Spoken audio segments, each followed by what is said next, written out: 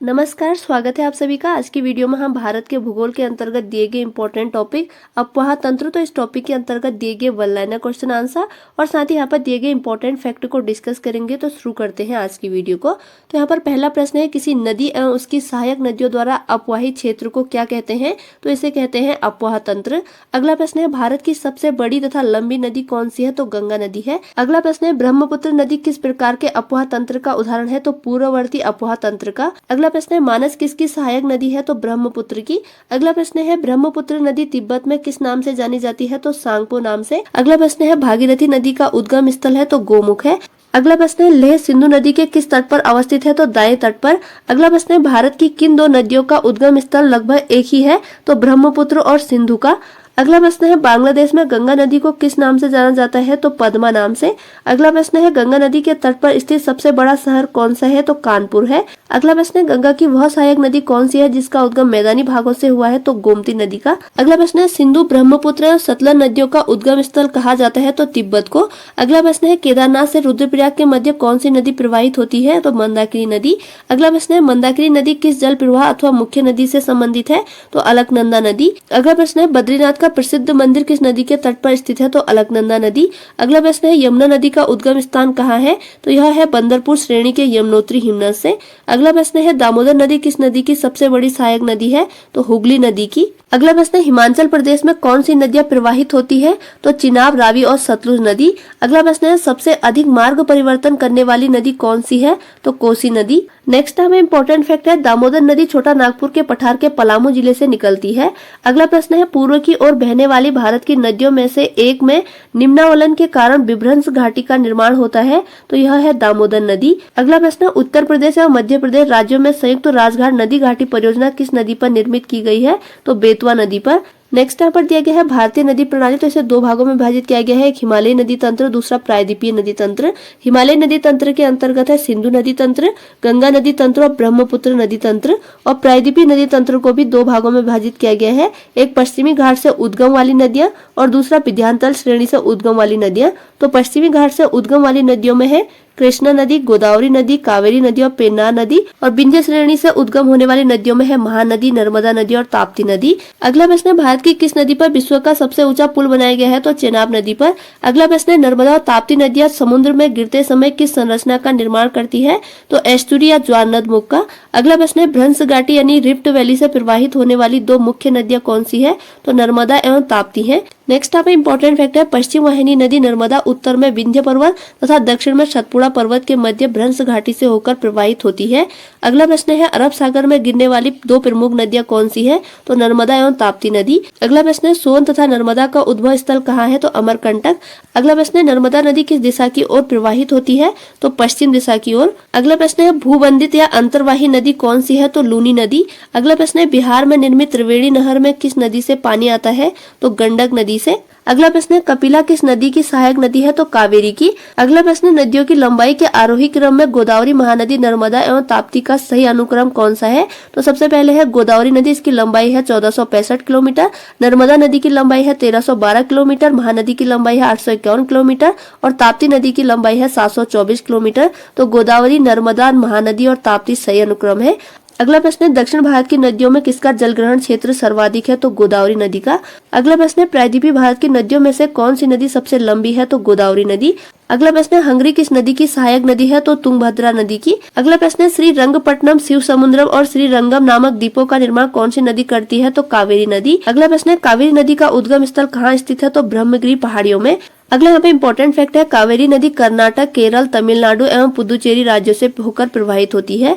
Next यहाँ पे important fact है, मंदाकिनी नदी चौराबाड़ी ताल नामक झील से निकलती है तथा सोनप्रयाग में बासुकी गंगा से मिलती हुई आगे बढ़ती है।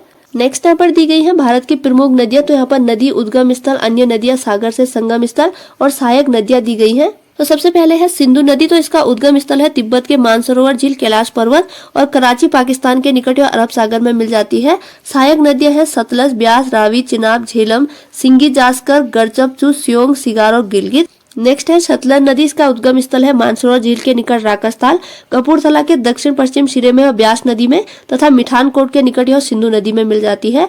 और सहायक नदियां है सिप्ती, वास्पा और ब्यास। नेक्स्ट है झेलम नदी, इसका उद्गम स्थल है कश्मीर के बेरीनाग झरने से और त्रिमु के निकट यह चेनाब नदी में मिल जाती है। और इसकी सहायक नदियां है किशनगंगा, लिदार, करवंश और पुंछ। नेक्स्ट है चेनाब नदी और इसका उद्गम स्थल है लाहुल के बारालाचा दर्रे के विपरीत दिशा में चंद्रभागा और त्रिमु के निकट यह झेलम नदी में मिल जाती है। इसकी सहायक नदियां है रावी, चंद्रा और भागा। नेक्स्ट है रावी नदी, उद्गम स्थान है कांगड़ा जिले हिमाचल प्रदेश में हिमालय के रोहतांग दर्रे से और झांग जिले की सीमा पर यह चेनाब नदी में मिल जाती है। सहायक नदी है चेनाब नदी। नेक्स्ट है ब्यास नदी, उद्गम स्थल है रोहतांग दर्रा और यह हरिके के पास सतलज नदी में मिलती है। सहायक नदी है पार्वती, सेंज, तीर्थन और उहल। नेक्स्ट है गंगा नदी, इसका उद्गम होता है केदारनाथ चोटी के उत्तर में गौमुख नामक स्थान से और ग्वालदो के निकट ब्रह्मपुत्र के साथ मिलकर बंगाल की खाड़ी में मिल जाती है। और सहायक नदी है अलकनंदा, भागीरथी, रामगंगा, यमुना, गोमती, घाघरा, गंडक और कोसी। नेक्स्ट है यमुना नदी, उद्गम स्थल है बंदरपुर के पश्चिमी ढाल पर स्थित यमुनोत्री हिमानी से और इलाहाबाद में गंगा से यह मिल जाती है। और सहायक नदियां है गिरी, असम, चंबल, बेतवा, केन और टोंस। नेक्स्ट है गोमती नदी, इसका उद्गम स्थल है उत्तर प्रदेश के पीलीभीत जनपद से गाजीपुर के निकट यह गंगा में मिल जाती है। और सहायक नदियां है सई, जोमकाई, बरना, गच्छई और चूहा। नेक्स्ट है घाघरा नदी, इसका उद्गम स्थल है तिब्बत के मांगचा चुंगो हिमनद से और छपरा के निकट यह गंगा नदी में मिलती है। सहायक नदी है राप्ती, शारदा और छोटी गंडक। नेक्स्ट है गंडक नदी और इसका उद्गम स्थल है नेपाल तिब्बत सीमा पर धौलागिरी पर्वत, पटना के समीप यह सोनपुर नदी में मिल जाती है। और सहायक नदी है काली गंडक और त्रिशूली गंगा। नेक्स्ट है कोसी नदी, इसका उद्गम स्थल है प्रवाह के 7 धाराओं में से मुख्य धारा अरुण के नाम से माउंट एवरेस्ट के पास गोसाई थान चोटी से और भागलपुर जनपद का काड़ा गोला के दक्षिण पश्चिम में गंगा से मिल जाती है। सहायक नदी है सनकोसी, तामुकोसी, लिक्सुकोसी, लक्चू, दूधकोसी, अरुण और तामुर कोसी। नेक्स्ट है चंबल नदी और इसका उद्गम स्थल है मध्य प्रदेश के महू के निकट विंध्य पर्वतमाला की जानापाव पहाड़ी से और इटावा के पास यह यमुना नदी में मिल जाती है। और इसकी सहायक नदियां है काली सिंध, तिस्ता, पार्वती, बनास, बेनाज, छिप्रा और दूधी नदी। नेक्स्ट है बेतवा नदी, इसका उद्गम स्थल है रायसेन मध्य प्रदेश के कुमरा गांव के निकट विंध्य पर्वतमाला से और हमीरपुर के निकट यह यमुना नदी में मिल जाती है। सहायक नदी है धसान और बीना। नेक्स्ट है केन नदी और इसका उद्गम स्थल है सतना जनपद मध्य प्रदेश में कैमूर पहाड़ियों से और चिल्का बांधा में यह यमुना नदी से मिल जाती है। सहायक नदियां है कयान, सोनार और उर्मिल नदी। नेक्स्ट है सोन नदी और इसका उद्गम स्थल है अमरकंटक की पहाड़ियों से पटना से पूर्व गंगा नदी में यह मिल जाती है। और महानदी, घग्गर, गोपत, रिहंद, कांकर, उत्तरी कोकली इसकी सहायक नदी है। नेक्स्ट है दामोदर नदी, इसका उद्गम है छोटा नागपुर पठार के पलामू से और फुल्का के पास यह हुगली नदी में मिल जाती है। बराकर, कोनार और जमुनिया इसकी सहायक नदी है। नेक्स्ट है ब्रह्मपुत्र नदी, उद्गम है मानसरोवर झील के निकट चेमा युंगडू हिमनद से और ग्वालंदो के निकट पद्मा गंगा नदी में यह मिल जाती है। सहायक नदियां है दिबांग, लोहित, सुबनसरी, धनसिरी, कुलसी, मानस, संकोच, धरला, तिस्ता, बुरही, दिहांग और दिसांग। नेक्स्ट है गोदावरी नदी, इसका उद्गम स्थान है नासिक महाराष्ट्र के पश्चिमी घाट के त्रियंबक पहाड़ी से मसूलीपट्टनम आंध्र प्रदेश के निकट बंगाल की खाड़ी में यह नदी मिल जाती है। और इसकी सहायक नदी है प्रवरा, पूर्णा, मंजिरी, पेनगंगा, वेनगंगा, वर्धा, प्राणहिता, इंद्रावती, मानेर और सबरी। नेक्स्ट है कृष्णा नदी और इसका उद्गम स्थान है महाबलेश्वर के पास पश्चिमी घाट से विजयवाड़ा के निकट बंगाल की खाड़ी में मिल जाती है। तुंगभद्रा, कोयना, घाट प्रभा, मालप्रभा, भीमा और दूधगंगा इसकी सहायक नदियां हैं। नेक्स्ट है कावेरी नदी और उद्गम स्थल है कर्नाटक राज्य में ब्रह्मगिरी पहाड़ियों में कुर्ग जिले में और तमिलनाडु में यह कारकोल के ऊपर बंगाल की खाड़ी में मिल जाती है। हैरांगो, हेमवती, शिमला, अकरावती, लक्ष्मण तीर्थ, काबिनी, स्वर्णवती, भवानी, अमरावती और नोयल इसकी सहायक नदियां हैं। नेक्स्ट है नर्मदा नदी और इसका उद्गम स्थल है मध्य प्रदेश के अमरकंटक की पहाड़ियों से भरूच या भड़ौस में अरब सागर में मिल जाती है। बुड़नेर, बंजर, सर, तवा, कुंडी, सक्कर, हिरन, बरना, तीन देसी, अर्रा, देव, गोई, नामादास और सोमोदेवी इसकी सहायक नदी है। नेक्स्ट है ताप्ती नदी, इसका उद्गम स्थल है मध्य प्रदेश के बैतूल जनपद में मुल्ताई मूल ताप्ती नगर के निकट और खंबात की खाड़ी में यह मिल जाती है। पूर्णा, निर्गा, बोरी, पंजरा और अनिर इसकी सहायक नदियां हैं। और नेक्स्ट है महानदी, इसका उद्गम स्थल है मध्य प्रदेश के रायपुर जनपद में सिहावा के निकट और कटक के निकट नरस नामक स्थान पर करजुरी तथा बिरूपा नाम की 2 धाराओं में बटकर बंगाल की खाड़ी में मिल जाती है। शिवनाथ, हसदो, मांड, इव, जो, कोयाली, शंख, ओक, तेल, ब्राह्मणी, लीलागर, मनियारी, सुरही और अमनेर इसकी सहायक नदियां हैं। और नेक्स्ट यहाँ पे इंपॉर्टेंट फैक्ट है, साबरमती नदी का उद्गम अरावली पर्वतमाला राजस्थान से होता है तथा यह आगे जाकर खंबात की खाड़ी में मिल जाती है। अगला प्रश्न है, भारत की कौन सी नदी कर्क रेखा को 2 बार काटती है? तो माही नदी। अगला प्रश्न है, अधिकांशतः लवणीय नदी किस अपवाह तंत्र का अंग है? तो बंगाल की खाड़ी का। अगला प्रश्न है, गंगा नदी पर निर्मित महात्मा गांधी सेतु किस राज्य में स्थित है? तो बिहार पटना में। नेक्स्ट यहाँ पे इंपॉर्टेंट फैक्ट है, माही नदी मध्य प्रदेश से निकलकर खंबात की खाड़ी में गिरती है। अगला प्रश्न है, विश्वासघाती नदी की संज्ञा किस नदी को दी जाती है? तो हुगली नदी को। अगला प्रश्न है, संकोच नदी किन 2 राज्यों के मध्य सीमा बनाती है? तो असम और अरुणाचल प्रदेश के मध्य। अगला प्रश्न है, सतलज, ब्यास, रावी, चिनाब और झेलम किस नाम से जानी जाती है? तो पंचनद के नाम से।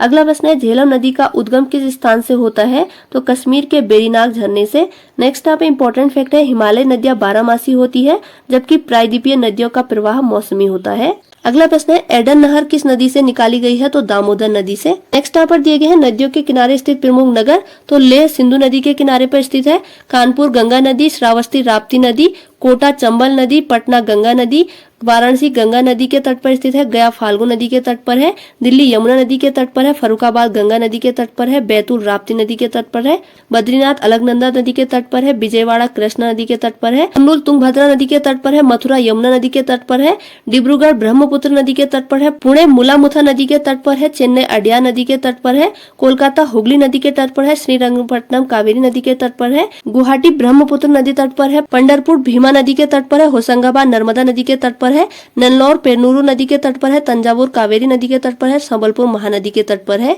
हैदराबाद मूसी नदी के तट पर है, नासिक गोदावरी के तट पर है, फतेहपुर गंगा नदी के तट पर है, सूरत ताप्तिया तापी नदी के तट पर है, तिलैया बराका नदी के तट पर है, कटक महानदी के तट पर है, गोरखपुर राप्ती नदी के तट पर है, इटावा यमुना नदी के तट पर है, मैंगलोर नेत्रवती नदी के तट पर है, विदिशा बेतवा नदी के तट पर है, प्रयागराज गंगा और यमुना नदी के तट पर है, रुद्रप्रयाग मंदाकिनी व अलकनंदा नदी के तट पर है, देवप्रयाग भागीरथी व अलकनंदा नदी के तट पर है, जमशेदपुर स्वर्ण रेखा और खरकई नदी के तट पर है, ओरछा बेतवा नदी के तट पर है, भरूच नर्मदा नदी के तट पर है, अयोध्या सरयू या घाघरा नदी के तट पर है, विष्णुप्रयाग धौलीगंगा व अलकनंदा के तट पर है, रावत भाटा चंबल नदी के तट पर है, जौनपुर गोमती नदी के तट पर है, मंडी ब्यास नदी के तट पर है, भरूच नर्मदा नदी के तट पर है, पणजी मांडवी नदी के तट पर है, बक्सर गंगा नदी के तट पर है और नासिक गोदावरी के तट पर है, भुवनेश्वर महानदी के तट पर है, जबलपुर नर्मदा के तट पर है, बलिया गंगा नदी के तट पर है, कन्नौज गंगा नदी के तट पर है, लखनऊ गोमती नदी के तट पर है, उज्जैन शिप्रा नदी के तट पर है, अहमदाबाद साबरमती के तट पर है, बेंगलुरु ब्रजभावती नदी के तट पर है और हाजीपुर गंडक नदी के तट पर है, आगरा यमुना नदी के तट पर है, भागलपुर गंगा नदी के तट पर है, धुबरी ब्रह्मपुत्र नदी के तट पर है, सांची बेतवा नदी के तट पर है, मुंगेर गंगा नदी के तट पर है, ग्वालियर चंबल नदी के तट पर है, श्रीनगर है झेलम नदी के तट पर, मुरादाबाद है रामगंगा नदी के तट पर, तिरुचिरापल्ली है कावेरी नदी के तट पर, हरिद्वार है गंगा नदी के तट पर, चंबा है रावी नदी के तट पर, गांधीनगर है साबरमती के तट पर, नांदेड़ है गोदावरी के तट पर, मदुरई है वैगई के तट पर और हावड़ा है हुगली के तट पर, अजमेर है लूनी नदी के तट पर। तो यह है नदियों के किनारे स्थित प्रमुख नगर। नेक्स्ट यहाँ पे इंपॉर्टेंट फैक्ट है, फतेहपुर, इलाहाबाद, कानपुर, वाराणसी, पटना, भागलपुर आदि गंगा नदी के तट पर स्थित प्रमुख नगर है। ये थी आज की वीडियो, जिसके अंतर्गत आज की वीडियो में हमने भारत के भूगोल के अंतर्गत अपवाह तंत्र, तो इस टॉपिक के अंतर्गत दिए गए 1 लाइनर क्वेश्चन आंसर और साथ ही यहाँ पर दिए गए इंपॉर्टेंट फैक्ट को आज की वीडियो में हमने डिस्कस किया। अगर वीडियो आपकी स्टडी में हेल्पफुल हुई है तो प्लीज चैनल को लाइक, शेयर और सब्सक्राइब जरूर कीजिएगा। इसी के साथ आज की वीडियो ओवर होती है। Thanks for watching.